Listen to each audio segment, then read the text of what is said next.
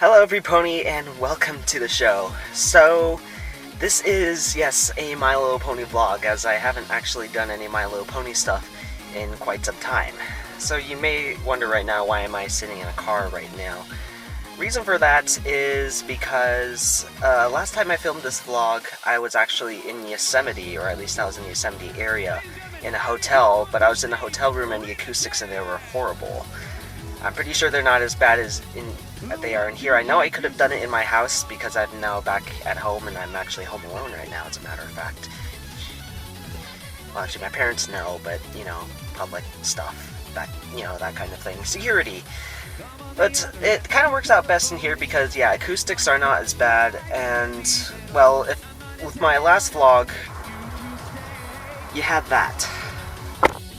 So, doing it in a car actually works out quite well, and also at the same time, I was on a mini shopping trip by myself, and I was at the library, I got some stuff, and I left it in the trunk.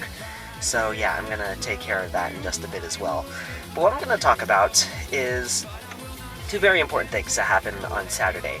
First one being the MLP Season 5 premiere, the second one being BABSCon. So first we gotta go with the season premiere, of course, and you know, I have a little Twilight Sparkle, Princess Twilight, that I got from my little shopping trip as well.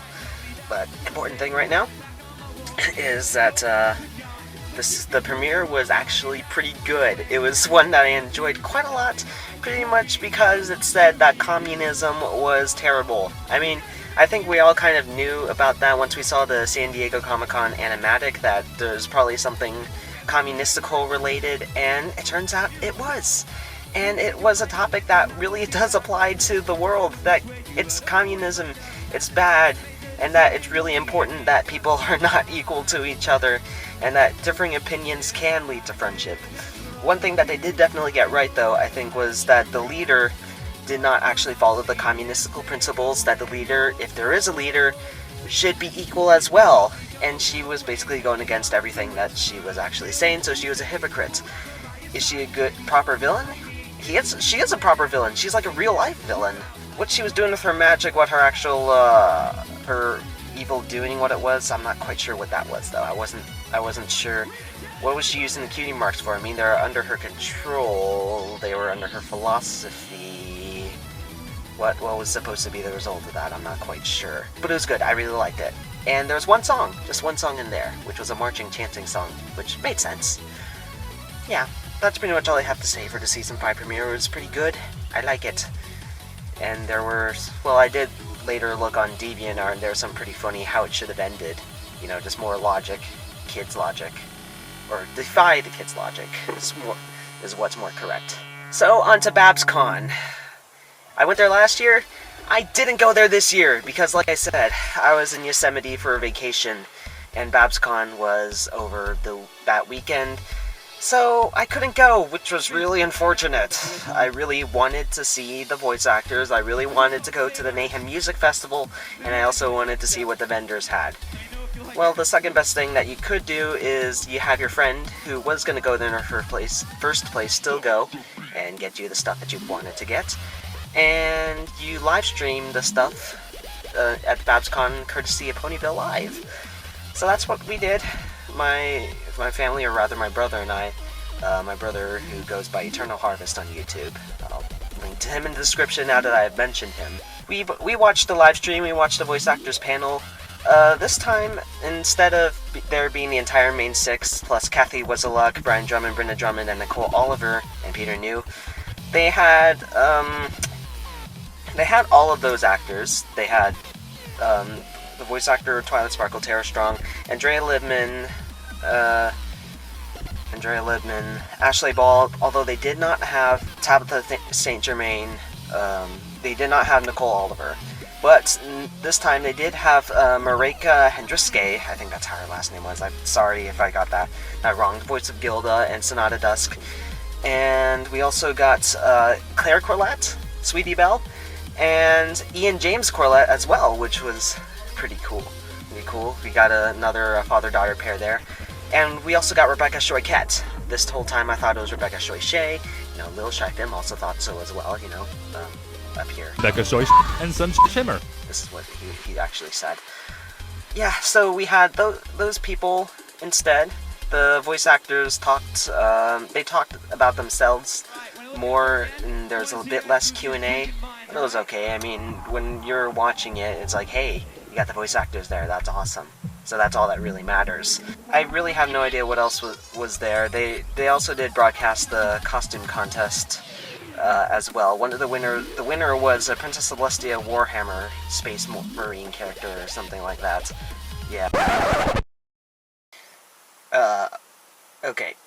So what just happened there was that my camera ran out of battery, so I had to stop filming. I had to bring it into my house, plug it in, and charge it, and in the meantime I filmed some other stuff, which once I release it, you'll probably figure out what I did, or maybe you won't figure it at all. So what I was last talking about was, yeah, the winning costume was Princess Celestia Warhammer combination or something like that. So, congratulations to that, I suppose.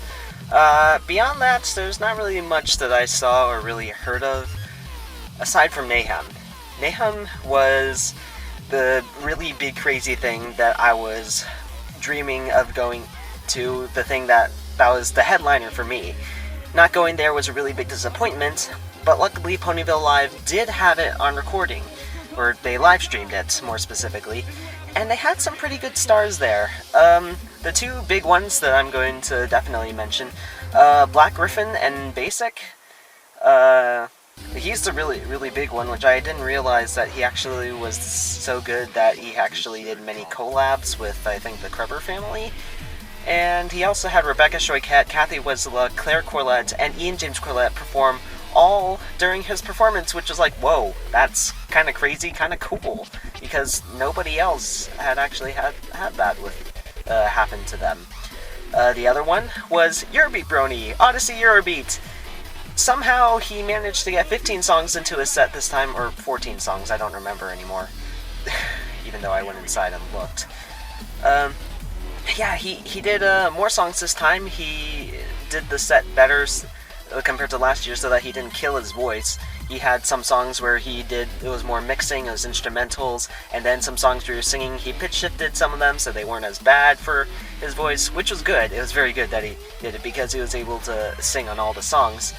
But for me, what was really cool was that he played the song When the Sun Goes Down.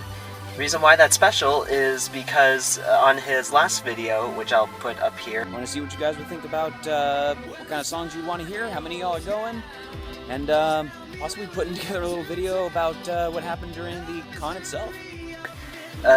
Travis, Odyssey, he asked us what songs we wanted to perform, so I put into the comment section, I'd like to hear When the Sun Goes Down. And also around that time, I was talking to him on Twitter, or I was just tweeting at him, that when I was just driving, because I do have my driver's license now, I was driving my Subaru Impreza, which happens to be a stick shift. When his song The Top came on, then I just started having so much fun with shifting the gears, because, you know, you don't really orange faster, you just shift it more aggressively, which the initial D's guys don't actually shift that aggressively, but hey, it was making me really excited, and Odyssey shared the love, he shared the excitement with me, which was really cool as well. But that wasn't all for the little bit of Twitter fame, because during the live stream, there are three pretty major pony artists that happen to be watching the stream. Fritzy Beats, who is the least popular of them all, but still pretty good. Silvahound, and Ellie Monty. They are all watching it at the same time, and I made sure of that because they were tweeting out that they were watching the live stream, so it's like, yeah, I'm actually talking, or I'm in the same chat room as these guys, so that's really awesome! So I tweeted out that, oh yeah, I am in the same chat room as Ellie Monty and Silvahound. Thanks, BABSCon! And I put the tweet up here, Ellie Monty favorited it, and retweeted it, which means I gotten just a little bit more famous in the pony world, I suppose. Yeah. But that wasn't the last tweet I did. There's yet one more tweet. One of the performers was DJ Garnica, who performed last year. He was a pretty good DJ. His music doesn't quite cater to my tastes, like the remixes that he's done, but he's still a pretty good DJ. The announcer, for some reason, he called him as Garnick, but not Garnica. And when I heard Garnick, I thought of garlic. So I just kind of thought of that. I typed that into the chat, hey, I heard DJ Garlic. and pretty much everybody else got a kick out of it, including the administrator of Ponyville Live, Silver Eagle 23, who happened to be watching as well. So yeah, people got a kick out of that. I tweeted that out as well, and DJ Garnica favorited that, and I think he also retweeted it. So a little bit more pony Twitter fame for me, which makes me really happy. Unfortunately, that wasn't the, well, it was not bad for me, but as it hit 2 o'clock, there was supposed to be the last person to perform, which was Omnipony, which I do have one of his tracks, as it turns out. Because it was 2 o'clock, that was the hotel curfew, so they basically shut off all the sound systems. They shut off the AV, so that meant that he couldn't perform on Saturday or Sunday morning. But it was okay, because he got to play for the closing ceremonies, I think, or something like that. That's what BABSCon SF at Twitter said. So yeah, it was pretty cool. I had a lot of fun watching it, so I'm going to get in touch with my friend to see if he got the stuff that I was asking for. But anyway, that is it for this vlog. I think I've covered what I wanted to talk about. The MLP Season 5 premiere, BABSCon, at least what I was able to watch of it. I want to go to BABSCon 2016. I'm definitely going to make sure of that. But what I have to do right now, I have to go to my German meeting right now. So, thank you, every pony. God bless you until next time. Goodbye.